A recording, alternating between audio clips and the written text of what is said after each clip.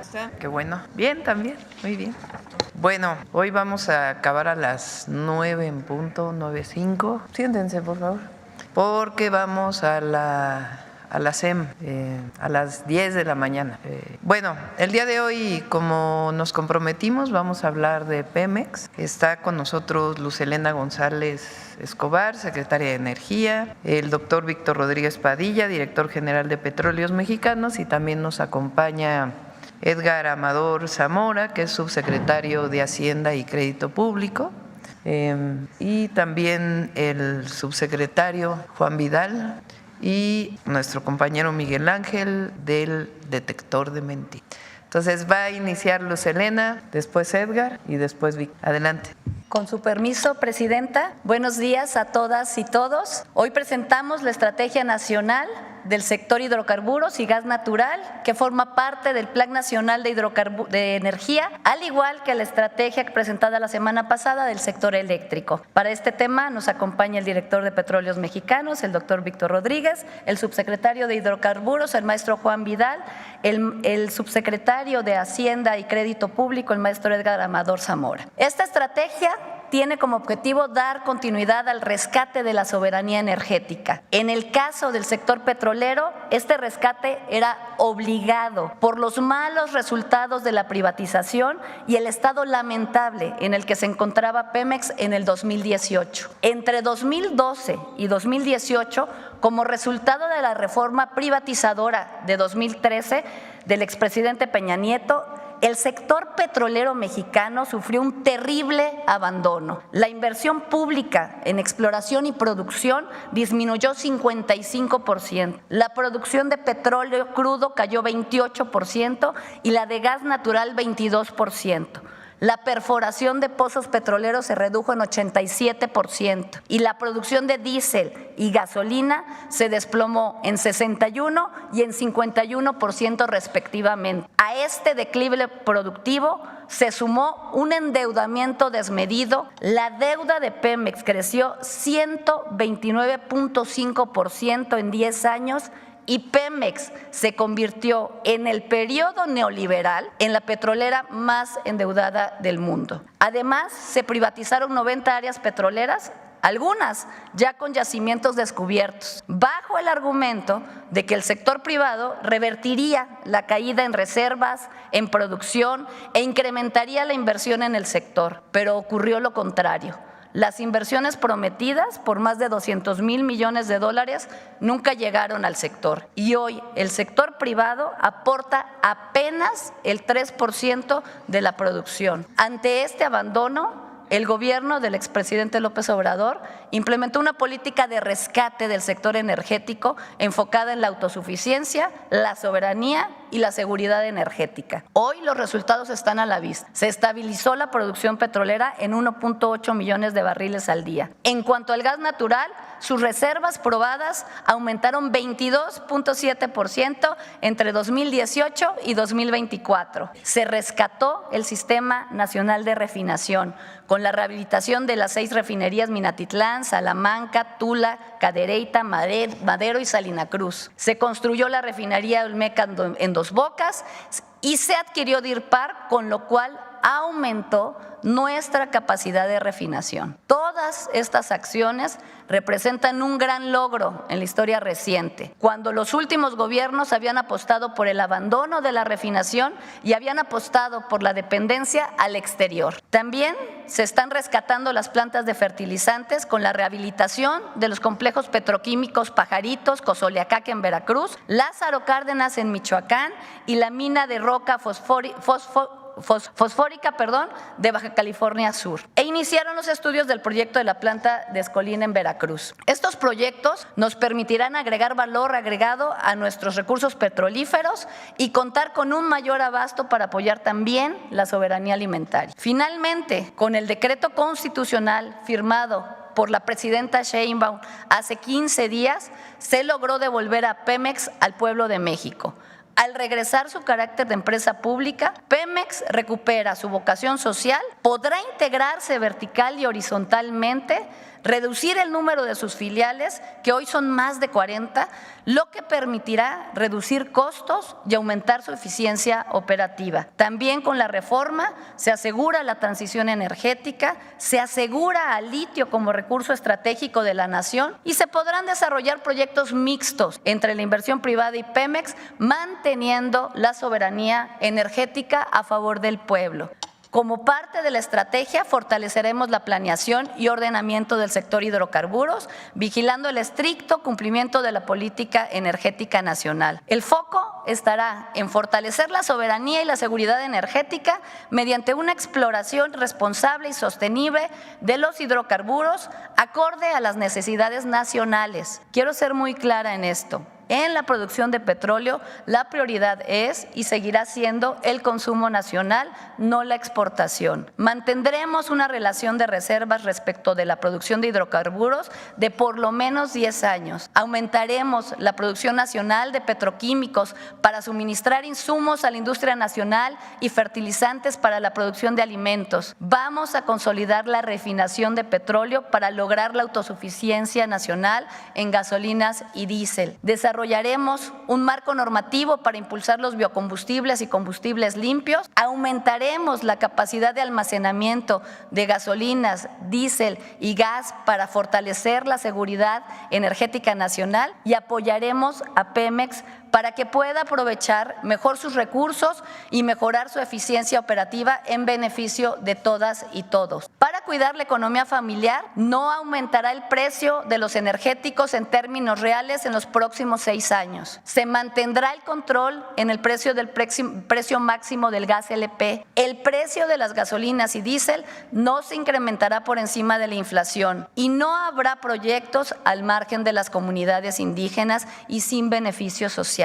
Vamos a verificar que exista un trabajo social con las comunidades y que se realicen consultas públicas para que los proyectos tengan beneficios sociales. Por último, fomentaremos proyectos mixtos sin perder la soberanía nacional en la producción de hidrocarburos, industria petroquímica, producción de fertilizantes, así como en proyectos de generación de nueva energía, como energía solar, eólica, geotermia, hidrógeno verde, entre otros. Ahora le cedo la palabra al maestro Edgar Amador, subsecretario de Hacienda, quien nos platicará sobre los esquemas que hemos trabajado para el fortalecimiento financiero y explicará en qué consiste el nuevo régimen fiscal para Pemex y el nuevo derecho petrolero para el bienestar.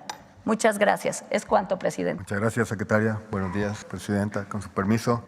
La instrucción presidencial es trabajar de manera coordinada con la empresa, con Pemex, y simplificar el régimen fiscal, en particular lo que tiene que ver con el conjunto de derechos que tributa Pemex a la hacienda pública. Entonces, en cumplimiento de las instrucciones de la presidenta y del secretario de Hacienda, el doctor Rogelio Ramírez de la O, hemos pasado junto con los equipos de Petróleos Mexicanos a un diseño en donde los 3 derechos que en este momento tributa Pemex, que incluyen 5 regiones fiscales, vamos a hacer una migración hacia un solo derecho con solamente 2 regiones fiscales, ¿no? Actualmente tenemos el derecho de exploración, el derecho de extracción de hidrocarburos, el derecho de utilidad compartido, el DUC, y la instrucción de la presidenta fue simplificar para hacer más sencilla la tributación y capturar las eficiencias productivas y operativas que pueda tener Petróleos Mexicanos y condensarla en un solo derecho, ¿no? Para calcular y diseñar este nuevo derecho partimos de dejar las cosas como están, digamos, todo nuevo modificación de esquemas tributarios busca la neutralidad, busca que las cosas de un paso al otro sigan relativamente neutrales. En este caso tomamos la plataforma estimada para el 25, los precios estimados para el siguiente año fiscal y el tipo de cambio estimado en el presupuesto del siguiente año. Esto nos dio un monto de ingresos, el cual, aplicando este nuevo diseño, nos da una tasa para el derecho petrolero para el bienestar para el siguiente año de 30%, y para la segunda región fiscal, el gas no asociado, tenemos una tasa de 11.63%.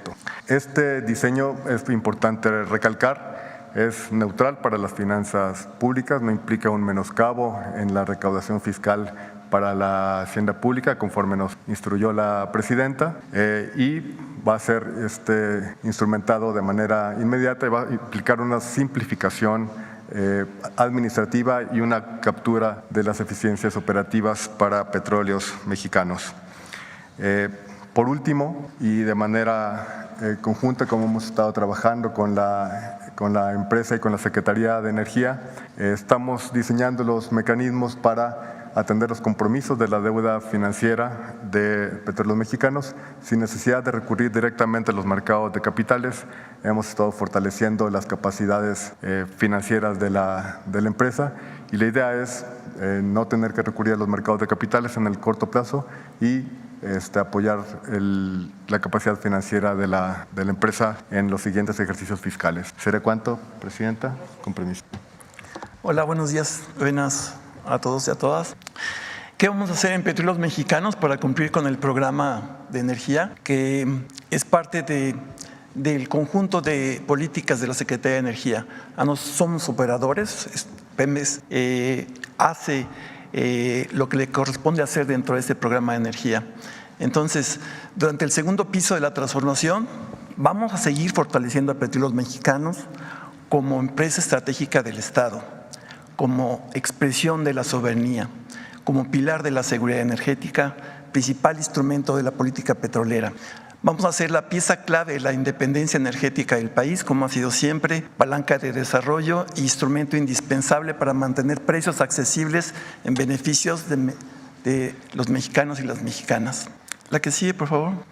¿Cómo lo vamos a lograr? En primer lugar, estamos aplicando un plan de austeridad republicana y la reintegración en una sola empresa. De entrada, nuestra meta es tener una reducción de los egresos de 50,000 millones de pesos mediante la compactación de los costos, vamos a reducir los gastos que resultan redundantes, vamos a incrementar la productividad, vamos a reducir el número de filiales, que tenemos más de 40 filiales, para dejar solamente las estrictamente necesarias.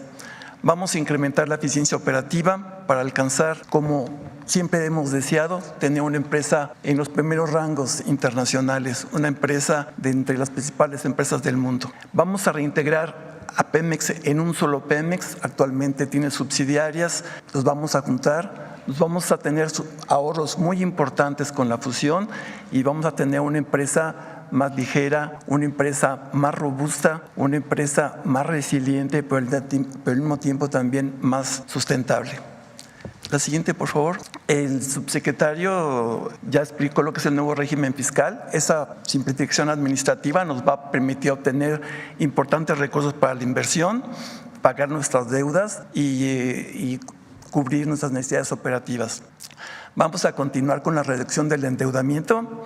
Ha sido muy importante el esfuerzo realizado durante el sexenio pasado, de tal manera que ahorita tenemos una deuda de aproximadamente 99,000 millones de dólares, una deuda financiera. La vamos a seguir bajando.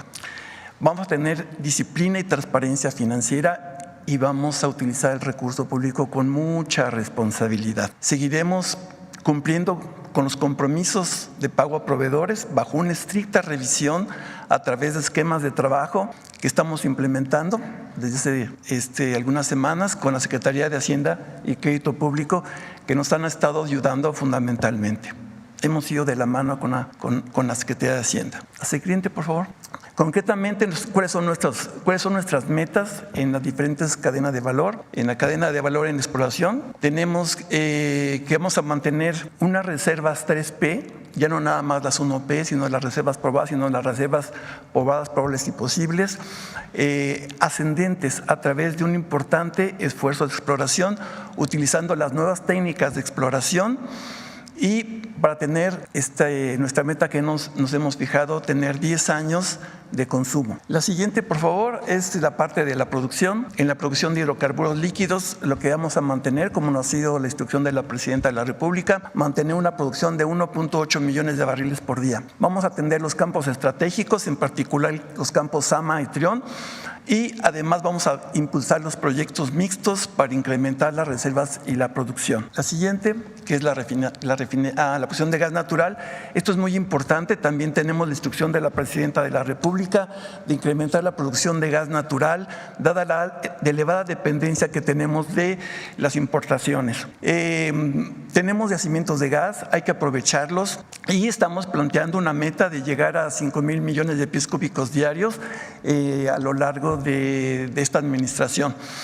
Vamos a aprovechar lo que tenemos de los campos Quesqui y Ixachi y el casquete de Cantarell. El casquete de Cantarell un poco más, vamos a esperar 2 años más para que todavía tenemos crudo en Cantarell, lo seguimos aprovechando y antes de hacer la recuperación del casquete de gas tenemos que recuperar los hidrocarburos líquidos. Adicionalmente vamos a desarrollar 3 campos más, Piclis, Cuná y Lacash, y tenemos un compromiso ambiental muy importante, vamos a reducir las emisiones fugitivas de metano y reducir e inclusive eliminar la quema y el venteo de gas natural. Sí, por favor. En refinación tenemos en refinación lo que estamos contando a lo largo de la administración es la operación de la coquizadora de Tula, la terminación y puesta en práctica de la operación de la coquizadora en Salina Cruz y después la operación de la refinería Olmeca, el incremento de la producción de gasolina, diésel y turbocina va a ser de 34%. Lo que hemos construido en el sexenio anterior, toda la modernización y expansión de la capacidad de refinación nos va a permitir tener 343,000 barriles adicionales. Lo vamos a mantener y vamos a mantener la autosuficiencia. Después, en el Sistema Nacional de Refinación tenemos un programa de mantenimientos mayores para elevar la tasa de proceso de crudo y mejores rendimientos en los combustibles de mayor valor agregado, que es la gasolina, el diésel y la turbocina. Y vamos a llevar la refinería de Deer Park a su potencial máximo, que es 285,000 barriles diarios. La que sigue, por la parte de la distribución, vamos a consolidar el sistema de gasolinas del bienestar, incrementar la participación en comunidades que carezcan de abasto de gasolina, porque tenemos comunidades en el país que difícilmente tienen acceso a gasolina. Las vamos a poner básicamente la gasolina al servicio del pueblo. La que sigue. En la parte logística vamos a incrementar la capacidad de almacenamiento de petrolíferos, que tenemos pocos días de almacenamiento, eso lo vamos a incrementar. Vamos a continuar arduamente con el combate al robo de combustibles y fortalecer la coordinación entre producción y logística para reducir los costos del transporte marítimo. Eso nos va a permitir un ahorro aproximadamente de 7,000 millones de pesos. Adelante. Como ha sido también instrucción de la Presidenta de la República, vamos a fortalecer la petroquímica nacional con proyectos mixtos que garanticen la propiedad de Pemex. También vamos a reactivar los complejos Cangrejera bajo el concepto de refinerías petroquímicas, lo que nos va a permitir tener 40,000 barriles diarios adicionales de combustibles de buena calidad y además 330,000 barriles anuales de aromáticos. Adicionalmente, vamos a reactivar los complejos petroquímicos de Morelos y Cangrejera para obtener los derivados del etileno y vamos a pasar de 350 a 500. Prácticamente vamos a lograr la capacidad de producción de etileno y óxido de etileno. La que sigue. Y también, como parte de la instrucción presidencial y parte del programa de energía de la Secretaría de Energía, vamos a incrementar la producción de amoníaco y anhídrido carbónico para elaborar fertilizantes, para alcanzar 2.2 millones de toneladas anuales. La producción de urea la vamos a poner en 1.6 millones. En 2030 vamos a ir creciendo poco a poco, pero esa es nuestra meta, 1.6 millones de toneladas en 2030. Vamos a rehabilitar los sistemas de almacenamiento y transporte e insumos y productos de la cadena de fertilizantes. Acuérdense que el objetivo de tener Pemex una cadena de fertilizantes es poder suministrar fertilizantes a los campesinos de bajos recursos, se les entregan de manera gratuita y Pemex contribuye fundamentalmente a ese abastecimiento. Pemex tiene un compromiso muy importante con la sostenibilidad.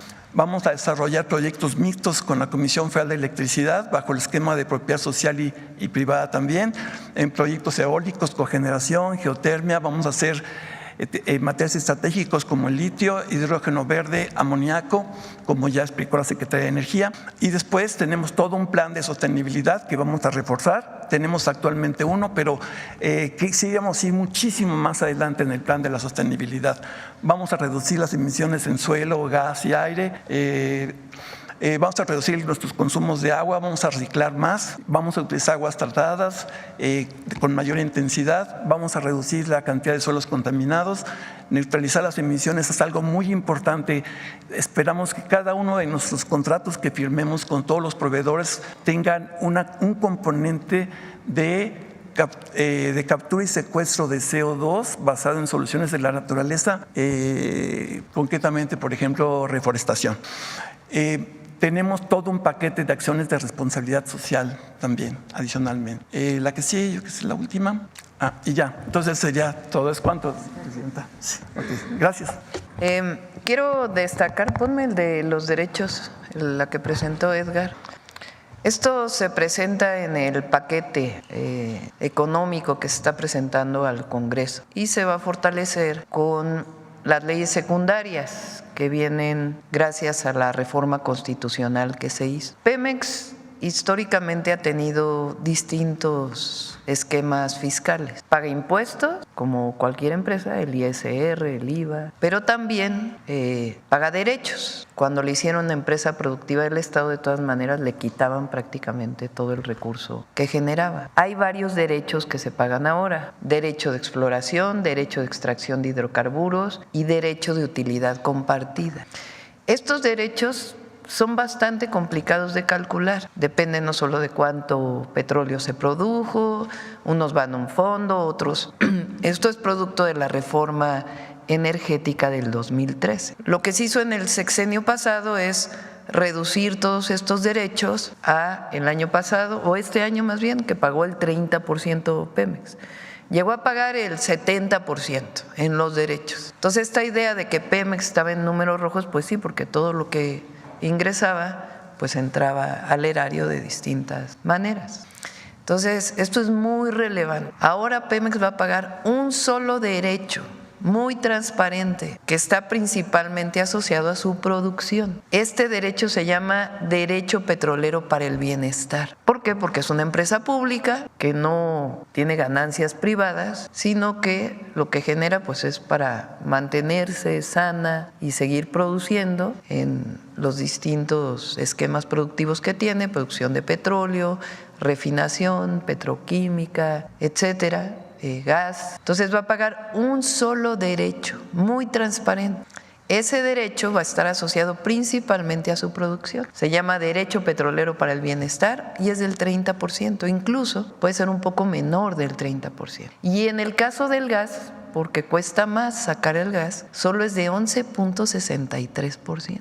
Esto va a permitir capitalizar a Pemex todavía más y que permita que los ingresos que tiene los pueda utilizar para sus propias funciones y al mismo tiempo, de manera transparente, entrega ese derecho a la Secretaría de Hacienda, a la Tesorería, para que se pueda utilizar, ¿para qué? Para el bienestar de las mexicanas y los mexicanos. Esto es algo nuevo, distinto, y es gracias, entre otras cosas, a la reforma constitucional. Esa es una. La otra es un programa todavía más fuerte de austeridad republicana, que evidentemente no impacta en la operación, sino en gastos que están asociados a Pemex, que se convirtió en una cosa impresionante. Esta idea neoliberal de que todo es eficiencia, pues todo lo contrario en Pemex. En el periodo antes del 2018, pues 40 subsidiarias, 3 subsidiarias, 40 filiales. Entonces ahora la reforma constitucional va a permitir pues disminuir esta característica que tiene hoy Pemex de tantas filiales, ser mucho más transparente, reducir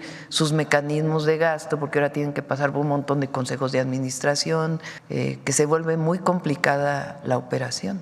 Entonces, la integración de Pemex con transparencia en su contabilidad, en sus distintas áreas, se presenta en las leyes secundarias en febrero del próximo año. Y eso va a ayudar todavía más a Petróleos Mexicanos. Entonces, se fortalece, se capitaliza, se cumple con también el pago de los compromisos de deuda que tiene, el pago a proveedores, que se está haciendo también un trabajo especial con Secretaría de Hacienda. Entonces, el próximo año, pues en realidad Pemex va a ser una empresa todavía más eficiente.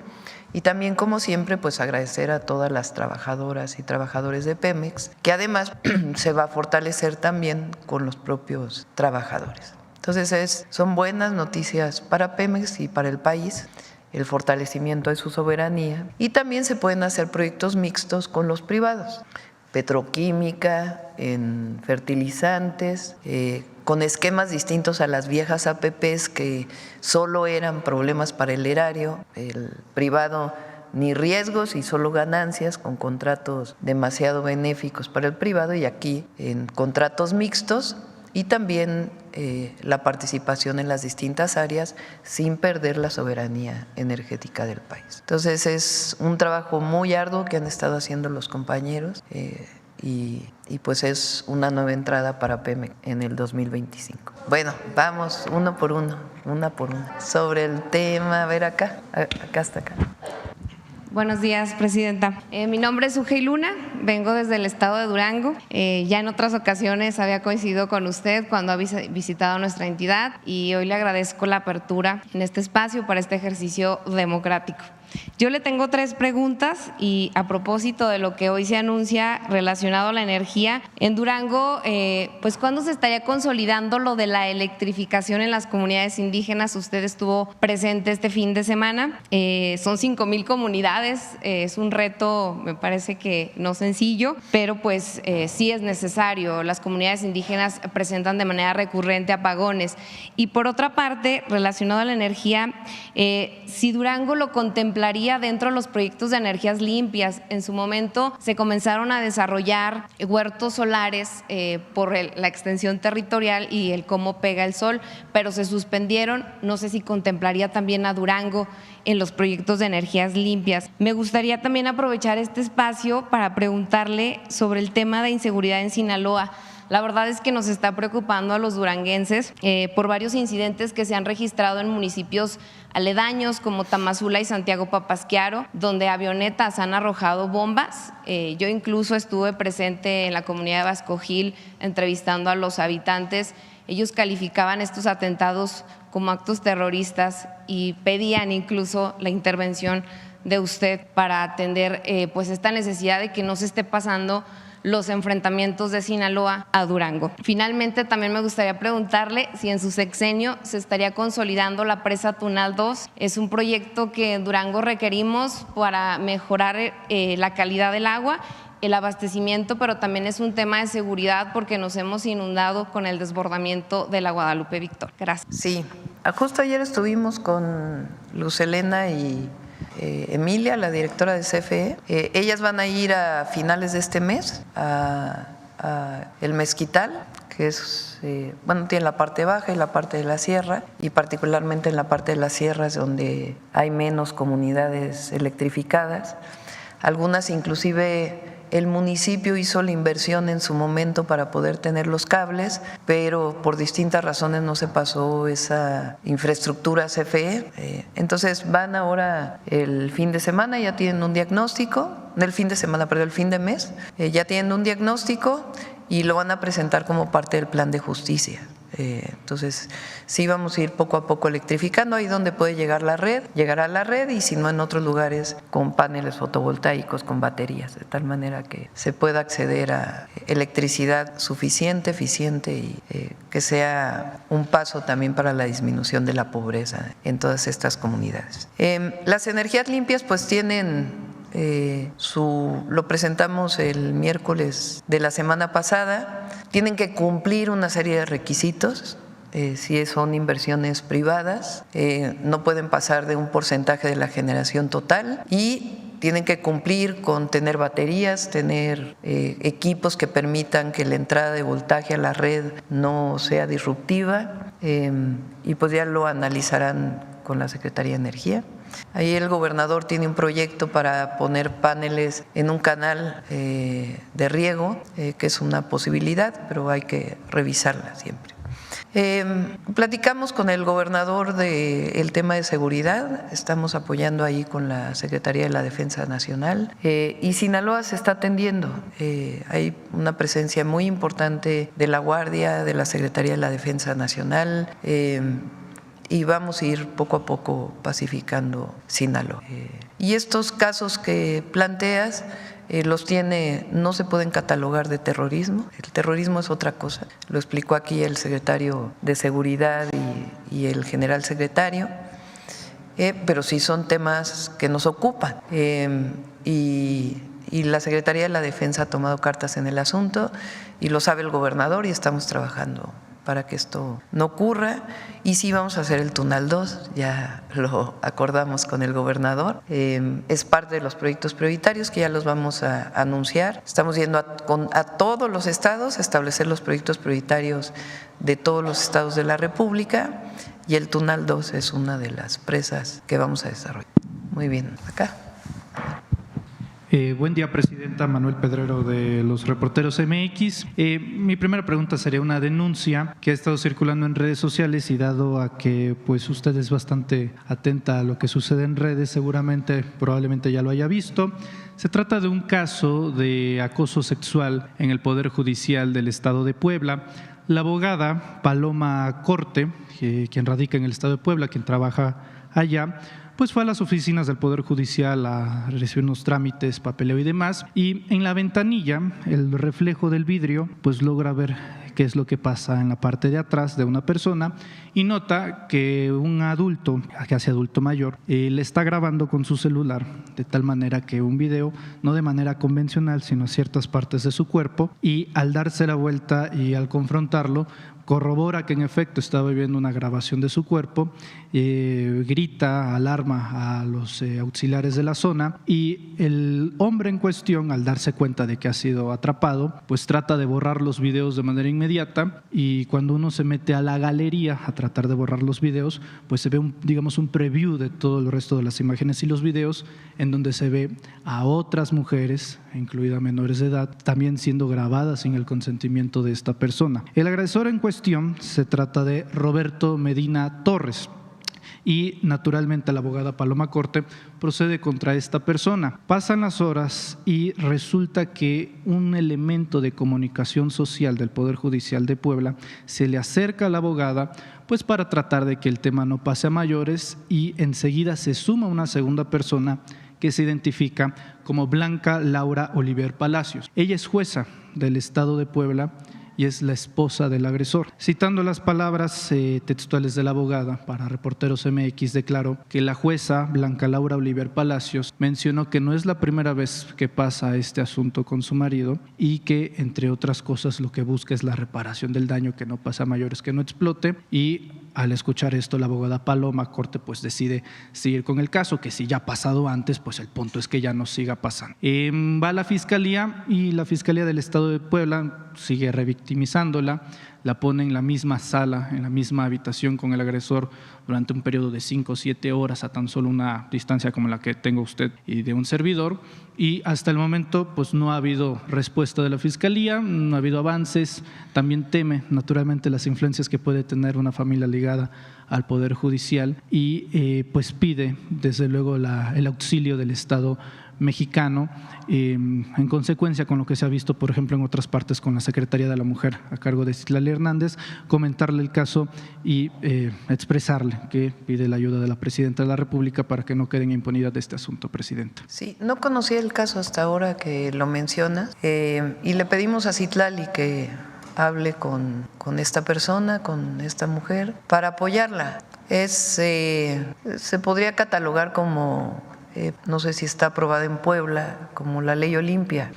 del uso de imágenes íntimas o de otro tipo, como parte de la agresión a las mujeres. Entonces le pedimos a Citlali que se ponga en contacto para que pueda atender. Gracias, presidenta. Cambiando radicalmente de tema, pues hoy es 13 de noviembre y hace 71 años nació. Vamos a enviarle una felicitación, no sé si nos escuche, a través de quien vaya a ir a verlo, a pasar el cumpleaños con el presidente López Obrador. Le enviamos un feliz cumpleaños. ¿Qué mensaje le daría en su cumpleaños? Pues para nosotros el presidente López Obrador y para el pueblo de México es un hombre que dedicó su vida a la transformación de nuestro país. Lo dije cuando tomé posesión, es el principal dirigente político del siglo XXI por lo menos, y el dirigente que condujo a la transformación de nuestro país.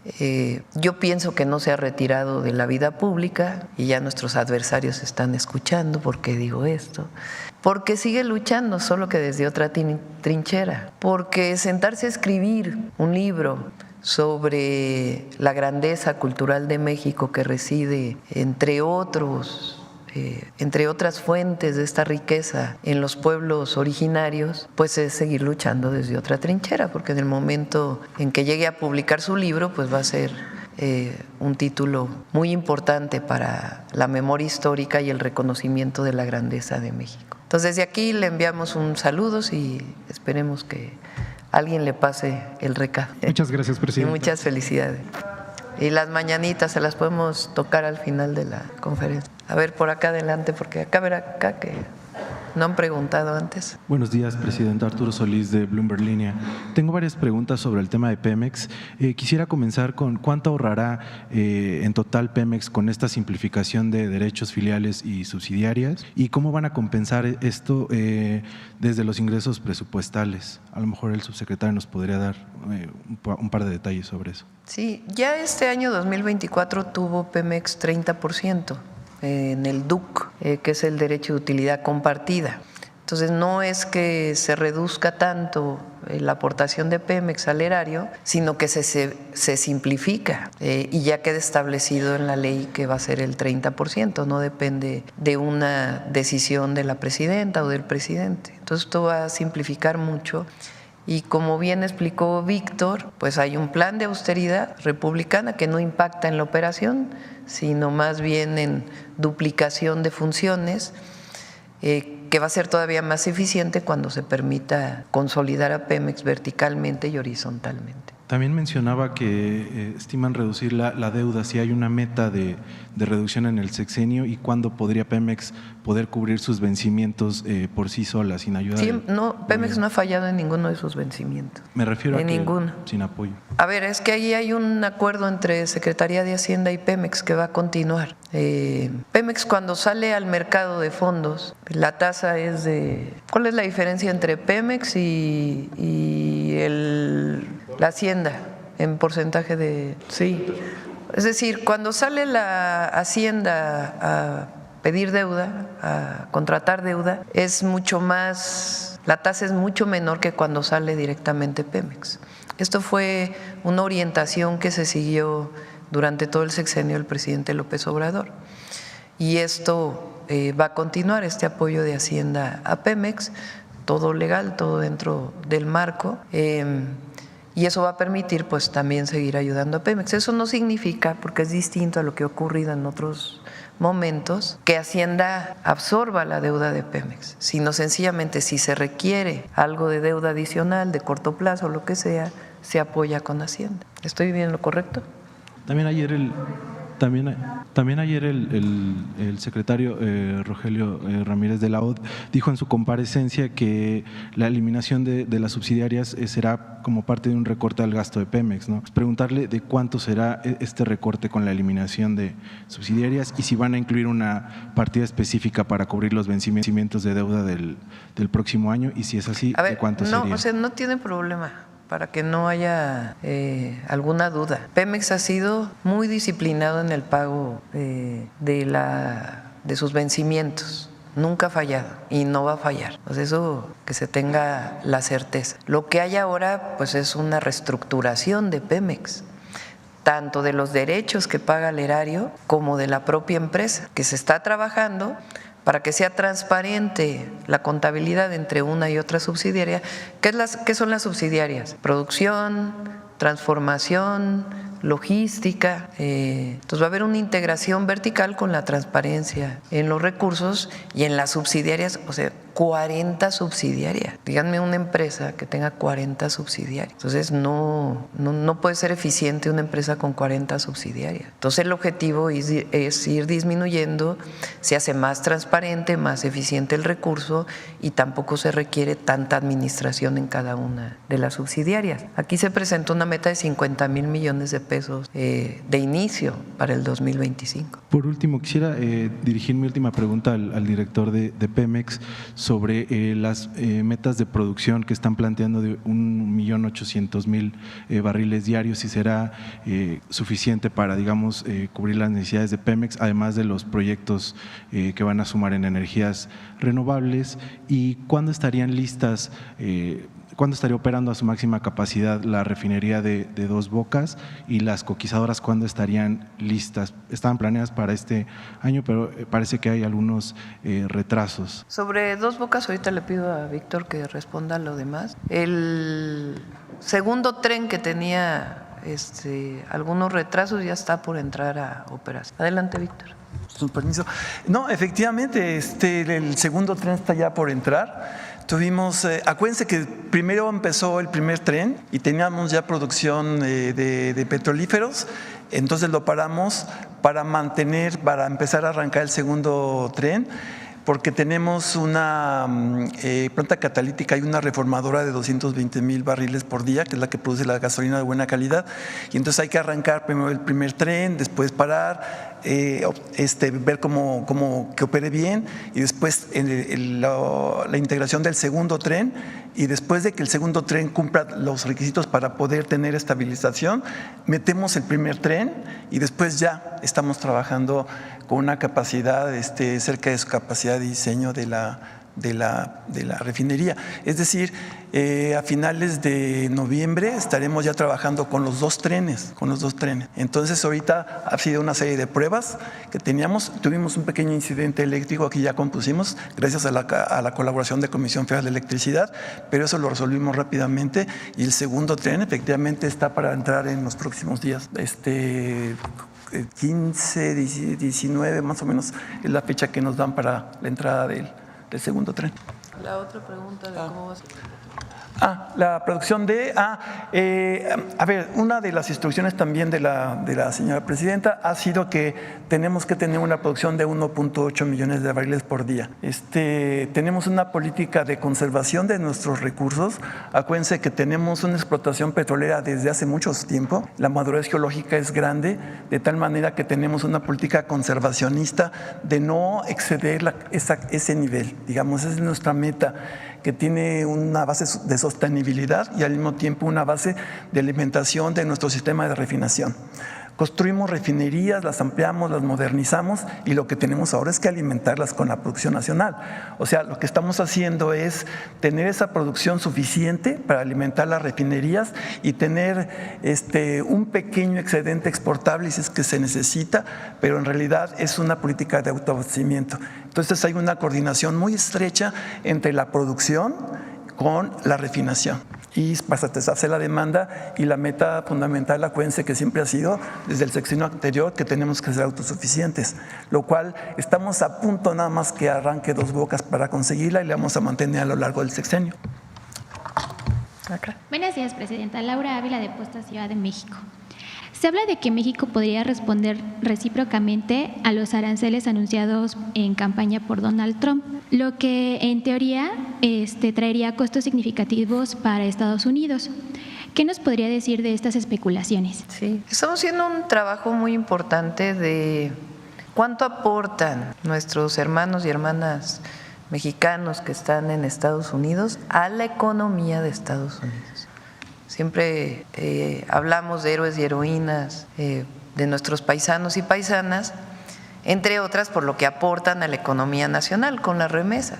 Pero ellas y ellos aportan muchísimo a la economía de Estados Unidos. Estamos haciendo un trabajo inclusive de por estado de la Unión Americana en cuanto benefician a la economía de Estados Unidos. Pero lo mismo en cuanto beneficia a la economía de Estados Unidos el tratado. O sea, el TEMEC beneficia a México, pero beneficia mucho a Estados Unidos. Entonces, ¿qué significaría para la economía de Estados Unidos?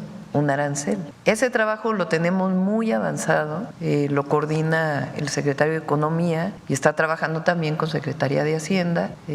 Entonces, estos números pues son fundamentales para la revisión que se va a hacer en el 2026 del tratado, pero también para cualquier punto que vaya a poner el gobierno de Estados Unidos.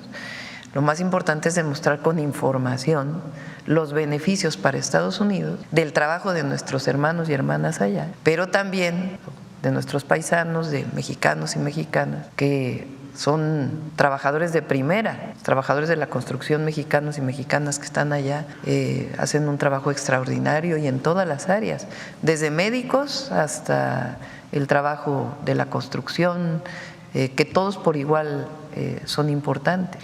Y también la importancia de la integración, porque recuerden que las exportaciones de México a Estados Unidos han aumentado, pero en mucho, por ejemplo, son autopartes que permiten que tenga la producción de vehículos en Estados Unidos los beneficios de tener el tratado.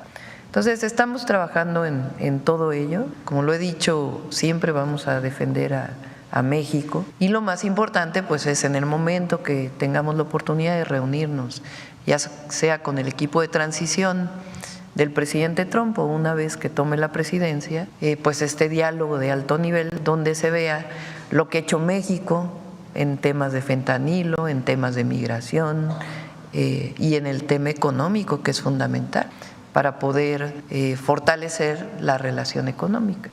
Gracias. Recientemente, el Congreso de la Ciudad de México solicitó investigar al nuevo dirigente nacional del PAN, Jorge Romero, ante los señalamientos de corrupción durante su gestión como jefe delegacional en la Benito Juárez.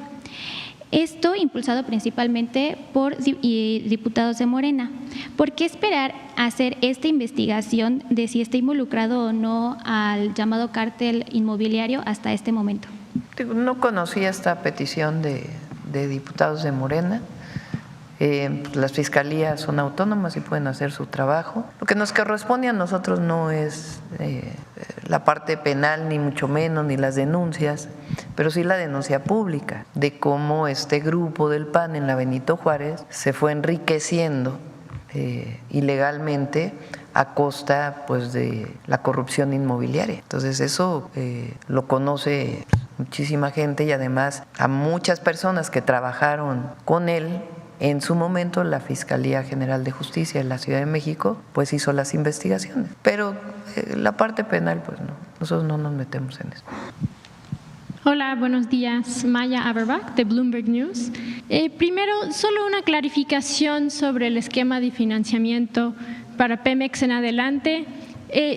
Dado que Hacienda va a seguir su apoyo a Pemex, ¿se descarta entonces un plan para refinanciar la deuda de Pemex en el corto o mediano plazo, como se había mencionado en algún momento anteriormente en el año? No se descarta, eso es parte del trabajo permanente de Secretaría de Hacienda con Pemex, y se escogen las mejores condiciones tanto para la empresa como para el país, o sea, que eso es parte, digamos, del trabajo permanente. Ahora hay mucha coordinación entre la Secretaría de Energía, Pemex, Comisión Federal de Electricidad, son un solo equipo, y al mismo tiempo la Secretaría de Hacienda, el subsecretario Edgar Amador, pero también el propio secretario han estado trabajando de la mano con Petróleos Mexicanos para poder apoyar. Yo creo que lo importante para que se conozca es esta simplificación del régimen de Pemex, que es muy importante, el apoyo que siempre va a tener de Hacienda, la coordinación, esta reducción de gastos de Pemex, el fortalecimiento de su eficiencia, metas muy claras, la participación mixta en algunas áreas, y este esta reestructuración que va a tener Pemex para fortalecer su eficiencia. Entonces eso es muy importante, es una transformación muy profunda. Nosotros en Bloomberg reporteamos que el gobierno está… Es importante para los trabajadores y trabajadoras, se conservan todos los derechos laborales y eso no se toca para que no haya ninguna mala interpretación. Gracias. Reporteamos que el gobierno está planeando un apoyo de alrededor de $6,000 millones en apoyo presupuestario para Pemex el próximo año. ¿Se podría confirmar ese monto? Y la administración ha hablado de cuánto apoyo le otorgará a Pemex en el siguiente año, en 2026 también, para tener una idea del largo plazo. Sí, es un trabajo conjunto. Esa cifra no es correcta. Se va a trabajar con Pemex para el tema de proveedores que tiene algunos retrasos y eso está trabajando Hacienda con Pemex. Se está trabajando para la simplificación de Pemex y este nuevo régimen fiscal para Pemex. Entonces, es un trabajo muy profesional y muy profundo, de mucho detalle. Entonces, pueden tener la certeza de que Pemex va a salir adelante, principalmente el pueblo de México. Y en términos del apoyo de Hacienda, entonces, ¿el apoyo es mayor o menor de los 6,000 millones? Entiendo que se podría precisar. Vamos a seguir informando.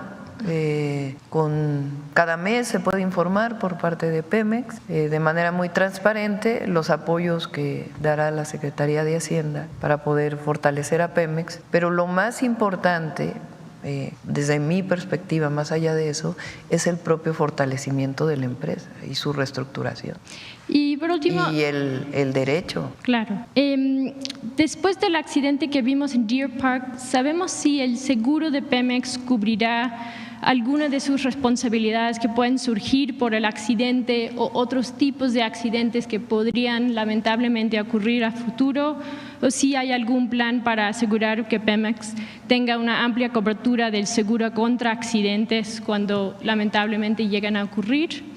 Y por último, a la Secretaría de Energía, como usted va a acompañar a la presidenta al G20, quisiera nada más preguntar cuál parte de este plan para Pemex o para la CFE o para el plan de energía quisiera comentar en Brasil para mostrar qué está haciendo en México y compartir con otros líderes de la región y del mundo. ¿No quieres platicar sobre los seguros? Sí, el funcionamiento de la refinería de Deer Park tiene suficientes seguros. De hecho, de los primeros que llegaron durante el accidente que tuvimos, se movilizaron los equipos de emergencia como siempre, pero también lo de los seguros. Tenemos suficientes seguros para cubrir ese tipo de incidentes en general. Son obligatorios una parte en Estados Unidos, pero nosotros tenemos suficiente como para hacer enfrente a ese tipo de contingencias. Preguntaba Edgar si estaba confirmado lo de los 6,000 y no. Adelante, Luz, si quieres comentar. Adelante. Con su permiso, Presidenta. Al final de la presentación remarcábamos que estábamos considerando junto con la Secretaría de Energía y Pemex todos los esquemas de colaboración presupuestal y financiera. Por ejemplo, en este presente ejercicio fiscal hubo una partida, una línea presupuestal para las amortizaciones de Pemex. Estamos considerando todas las opciones y la cifra final dependerá de muchas variables que estamos terminando de poner en el paquete presupuestal y estaremos en los próximos días, horas, confirmando cualquier otra cifra, pero como señaló la señora Presidenta, pues, la cifra no es una cifra en todo caso que salió de nuestra parte. Muchas gracias. Solo comentar que estamos muy contentos de poder acompañar. Es un honor el que nos hace la presidenta para acompañarla en su reunión. Uno de los temas de la cumbre precisamente es energía y transición energética y podremos compartir este plan tan sólido que hemos elaborado durante todos estos meses con los expertos en el país y compartir nuestras experiencias en términos de nuestras proyecciones para la transición energética. Muchísimas gracias. Buen día, Presidenta. César García de Publimetro. Preguntarle si ya sabe, si ya acabó la mudanza, ya vive en Palacio Nacional, o cómo va ese proceso, cuál es el plan que tiene, qué le ha dicho su esposo, obviamente, de esta transición y cómo va ese proceso. Sí, ya pronto nos vamos a mudar, todavía estamos ahí en el departamento. ¿Cuál es el plan para...? Antes de que termine el año nos mudaremos. Perfecto. En otra pregunta, recientemente, como en años anteriores pasó con el presidente Andrés Manuel López Obrador, surgieron estafas que utilizan su imagen a través de videos de inteligencia artificial para, pues obviamente, invertir o cometer algún fraude. Saber si tiene algún mensaje para la ciudadanía, alguna recomendación y pues también saber qué opina sobre estos fraudes. Bueno, que son falsos. El detector de mentiras del miércoles pasado sacó varias de estas que se ofrecen, bonos de Pemex, acciones de Pemex, no sé qué otras cosas salen a todos los que es falso. Nunca vamos a pedir dinero de la ciudadanía para nada, entonces que es falso, y cada miércoles en la medida de lo posible pues vamos a dar a conocer estas noticias falsas.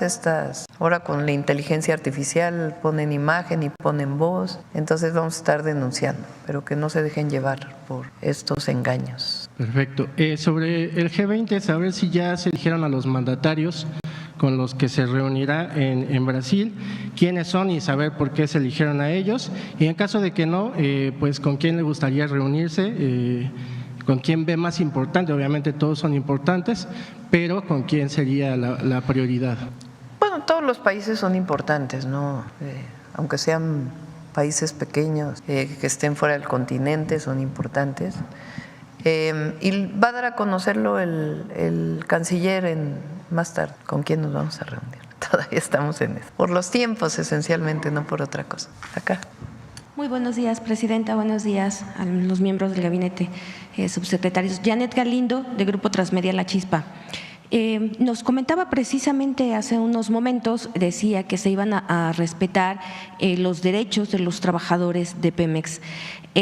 Preguntarle en este sentido si continúa el programa que en un momento dado realizó el presidente. De basificación. La basificación, exactamente, porque precisamente nos llegó al Grupo Transmedia que como que se detuvieron y que están frenados los movimientos estos. Entonces una chica de Tamaulipas es la que nos preguntaba, Elsa, nos preguntaba qué va a pasar con esto de la basificación. Sí va a continuar. Okay. Es natural pues que en el cambio de administración el cambio se hayan suspendido, y ya el director de Pemex, pues de acuerdo con este nuevo plan, va a evaluar cómo reiniciar basificación.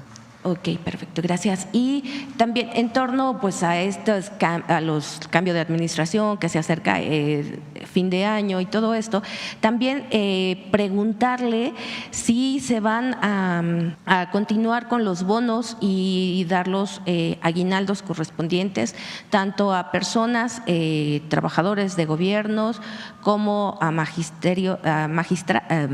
maestros, y pues que hay también ha habido empresas que en esta época detienen ciertos impuestos de los aguinaldos de los trabajadores. ¿Qué es lo que pasaría con esto y qué mensaje les daría, Presidenta? Los trabajadores de base, como se llaman, del gobierno federal, de maestros, maestras, tienen garantizados todos sus derechos como están establecidos. Todavía se conservan maestros y maestras que están contratados por los estados de la República, y siempre el gobierno federal da algunos apoyos de acuerdo con los recursos que se tengan. Hay una partida ahí que se llama U080 que se está trabajando con Secretaría de Hacienda y los gobernadores y gobernadoras para este tema, pero el objetivo es que lo que está establecido en los contratos colectivos, particularmente nos corresponde a la parte federal, pues que se cumplan, y eso se va a cumplir. Y cualquier abuso en esta temporada, pues ahí está la Secretaría del Trabajo para que puedan denunciar. Vamos a traer a Marat pronto ya para varios temas, y entre otros pues para que sepan dónde denunciar si es que no se están pagando aguinaldos completos. A veces todavía hay algunas empresas que acaban contratación en diciembre e inician en enero, pues eso no significa que no tengan derechos de aguinaldo. Entonces que Marat nos explique a todas y a todos cuáles son los derechos establecidos en la Constitución y en la Ley Federal del Trabajo. Muchísimas gracias. Y finalmente, doctora, a la redacción de Grupo Transmedia llegó una petición de un joven estudiante, se llama Eduardo Grimaldo González, es un estudiante del Instituto Politécnico Nacional del plantel interdisciplinario de Guanajuato. A él lo dieron de baja y pues él hace una petición directamente hacia usted, envió una carta que ahorita les entrego a comunicación, donde le pide que si es posible, a él lo dan de baja después de 2 años, en tiempo de pandemia. Hay un reglamento, obviamente, que se maneja interno en el Instituto Politécnico. Entonces, este chico presenta sus comprobantes, cuál fue la causa de su ausencia, y él pide un aplazamiento, que le den una autorización. Entonces, de repente esto ya se les negado. A él lo que le dicen es que tiene, a través de un correo electrónico, le dicen que tiene que ir a firmar su baja. Entonces, este chico, pues lo único lo que pide es que le ayuden para que pueda él terminar sus estudios. Sí, entonces, esto se los paso. Claro que sí. Muchísimas gracias, Gracias. doctora. Gracias. A ver, la última, yo creo, para que a ver aquí adelante, porque primero van. Federico Lamont, así lo dice Lamont. Presidenta, en este momento en la Cámara de Diputados se discute la reforma del artículo 19 de la prisión preventiva para la evasión fiscal. ¿No considera usted, Presidenta, que mejor debería ser un perdón y darle la oportunidad a los empresarios que paguen lo que deben, que se ha acumulado a través del régimen de consolidación fiscal que aplicaron ellos durante muchos años para evadir al fisco, o la fórmula sería la prisión preventiva como primer planteamiento? Cualquier delito, bueno, algunos no, tienen salidas alternativas establecidas en nuestro sistema penal acusatorio. Entonces, el resarcimiento del daño siempre es una posibilidad para algunos delitos, aun cuando sea prisión preventiva oficiosa. Porque es importante, porque el que haya la prisión preventiva oficiosa no quiere decir que el juez sin pruebas lleva a alguien a prisión. La Fiscalía tiene que aportar pruebas. Lo que ya no depende del juez en algunos delitos es si hay prisión o no hay prisión, una vez que han sido presentadas todas las pruebas y que el presunto delincuente pues tiene derecho a presentar la suya, ¿no? Pero tiene que haber pruebas para poder hacer la carpeta de investigación. No se puede hacer una carpeta de investigación sin pruebas. Por eso hay un sistema penal acusatorio y la Fiscalía tiene su tarea y los jueces tienen su tarea. Si un juez, que obviamente tiene que ser un juez honesto, honesta, jueza, que luego me critican que no digo jueza, juez o jueza, honesta, no otorga una orden de aprehensión si no se presentan las pruebas en una carpeta de investigación, pero las salidas alternativas siempre existen para diversos delitos. Finalmente, ¿usted nos garantiza que Pemex no volverá a ser la caja chica del gobierno federal como ocurrió en otras administraciones?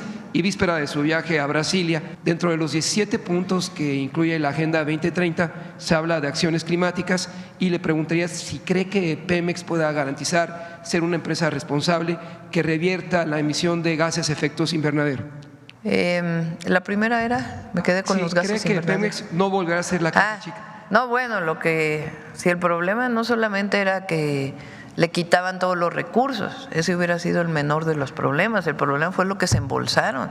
Ahí está, todavía ni sé en qué va el caso de Lozoya. El problema fue la corrupción que comenzó a limpiarse con el presidente López Obrador y vamos a continuar. Entonces, lo que queremos pues Pemex es una empresa no del gobierno, es de las y los mexicanos, es un organismo público.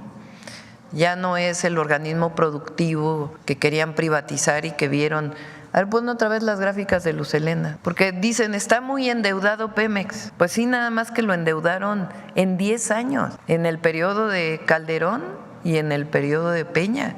La reforma energética es como cuando llega Salinas y dice, es que vamos a privatizar, vamos a sanear. Se privatizaron todas las empresas prácticamente del Estado, con excepción prácticamente de Pemex y CFE y los ferrocarriles, que después Zedillo se encargó de privatizar. y según estas eso iba a evitar deudas, a sanear las finanzas públicas, y viene el 94. O sea, era falso todo el discurso porque finalmente acabó en una crisis ese sexenio o el principio del otro, porque entre ellos se echan las responsabilidades de quién fue responsable, si el que salió o el que llegó, pero al final ese periodo neoliberal de venta de las empresas del pueblo de México, pues ¿dónde quedó los recursos sanos? Y si al final en 94 hubo una crisis tremenda. Entonces, fíjense lo que pasó entre 2007, o sea, antes se hablaba de la privatización de Pemex. A nosotros nos tocó con Víctor y yo fuimos colegas, él en la Facultad de Ingeniería, yo en el Instituto de Ingeniería, tenemos muchos artículos publicados juntos y ya hablábamos desde aquella época cuando se separa Pemex en las subsidiarias de que lo que querían era privatizar. Y empezaron en el contratismo tremendo, que al final Pemex perdió muchas capacidades y todo se contrataba. Pero cuando ya se habló abiertamente de la privatización, pues fue con Calderón, por eso vino el movimiento de las Adelitas en el 2008, y después con Peña, que viene la reforma energética del 2013. Y según esto, eso iba a evitar el endeudamiento de Pemex. Y miren cómo se endeudó Pemex. Pero más ustedes digan, se endeudó Pemex, pero bueno, los indicadores de Pemex se fueron al cielo, es una maravilla. No, se endeuda en 129.5%. Entonces uno diría, bueno, aumentó la producción, las refinerías al máximo. No. ¿La que sigue o la anterior? No, resulta que bajó la producción de gas, bajó la producción de petróleo, bajó la producción de gasolina, comenzó a importarse gasolina de una manera tremenda en el país. Entonces, el periodo neoliberal fue muy dañino para Pemex, muy dañino. Y para Comisión Federal de Electricidad. Entonces, se puede hacer inversiones privadas, inversiones mixtas en ciertos sectores, pero tenemos que recuperar a Pemex. Eso ya inició con el presidente López Obrador y ahora, gracias a la reforma constitucional que revierte una parte de la reforma del 2013, pues vamos a recuperar y hacer eficiente Pemex, a seguir erradicando la corrupción en cualquier lugar donde se encuentre y además, pues con profesionalismo, garantizar producción, refinación y nuevas formas de negocio de Pemex también más sustentable. Entonces realmente es un programa muy ambicioso, pero que le vamos a dar seguimiento permanente con informes permanentes aquí en la mañanera y Víctor pues es un profesional muy responsable, Luz Helena también, todos los que son parte de este gobierno. Ya, vamos a cerrar. Es una decisión del Senado, la que se tomó ayer y pues hasta ahí. Vamos a cerrar con el detector de mentiras y después no sé quién van a poner a cantar las mañanitas. ¿Con quién las ponemos? ¿Mariachi Vargas? Bueno, va detector de mentiras y luego el Mariachi Vargas. Con su permiso, Presidenta. Buenos días a todas y todos. En el primer mes del gobierno de la presidenta Claudia Sheinbaum, quienes organizan los ejércitos de troles y bots en redes sociales han emprendido diversas campañas coordinadas de mentiras, tergiversaciones y falsas narrativas. ¿Quién paga las granjas de bots que atacan al actual gobierno desde publicaciones realizadas en México, Argentina, Estados Unidos y España, entre otros países? ¿Por qué las redes sociales no detienen los movimientos coordinados e inorgánicos en sus plataformas? ¿Por qué la mentira y los discursos de odio son permitidos en el espacio público digital? Veamos el video del detector de mentiras de esta semana.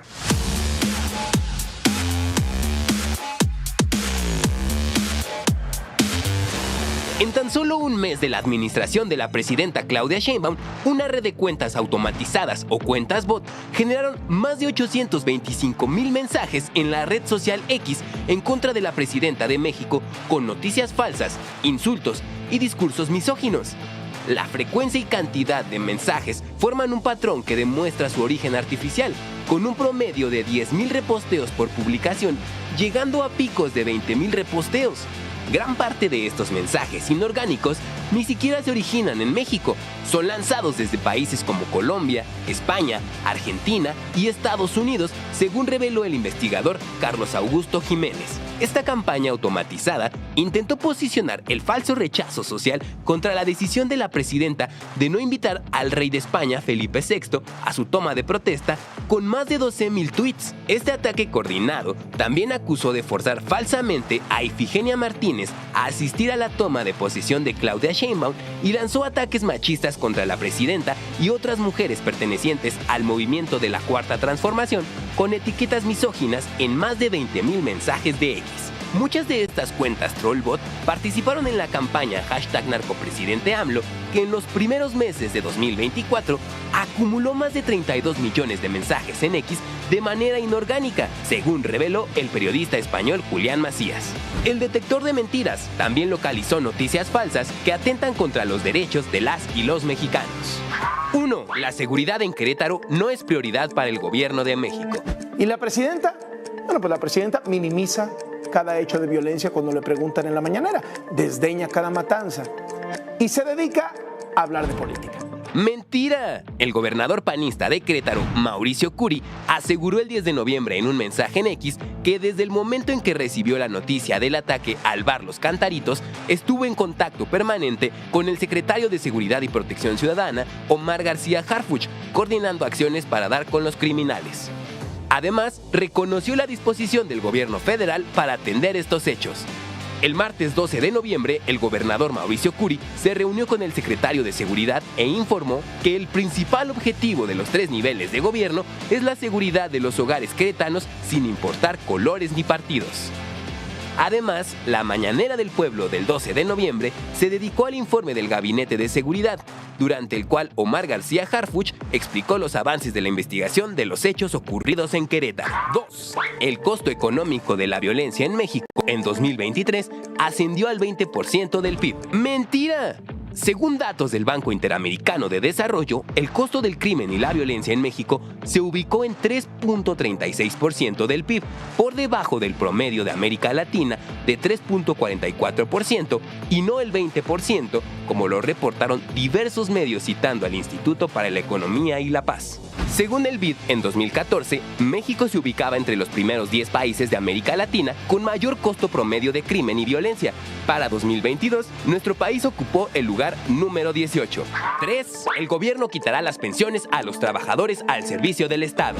¡Mentira! El Instituto de Seguridad y Servicios Sociales de los Trabajadores del Estado, ISSSTE, no quitará ni reducirá las pensiones de los trabajadores jubilados al servicio del Estado.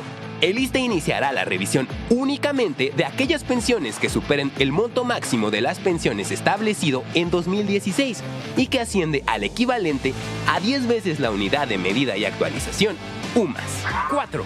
Las empresas farmacéuticas no participarán en la licitación de la compra consolidada de medicamentos porque no se les ha pagado. ¡Mentira! El 3 de noviembre, el gobierno de México sostuvo un diálogo sobre la compra consolidada de medicamentos 2025-2026 con la MIF, Canifarma y Amelab, las principales cámaras farmacéuticas del país que agrupan a 291 empresas, entre ellas AstraZeneca, Pfizer, Novartis, Eli Lilly, Johnson & Johnson, Roche y Bayer. Estas empresas confirmaron su participación en el proceso de licitación.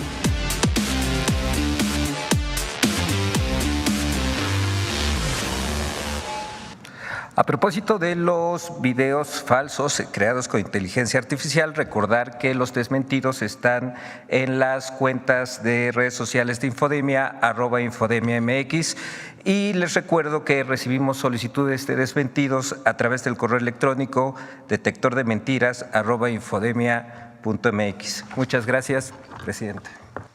Perdón, lo dejamos para mañana, allá en su casa en Palenque. Gracias a todos y a todas. Nos vemos mañana. Chao.